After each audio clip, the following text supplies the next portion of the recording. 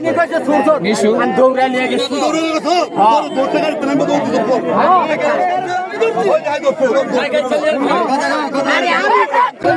mobile কিনা আমার গাড়ি মোবাইল ভাঙা হলে আমার পাইতো না তো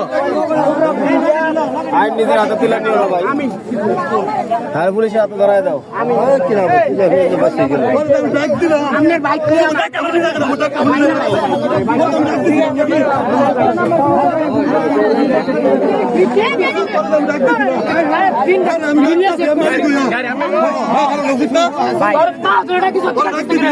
আমি জানি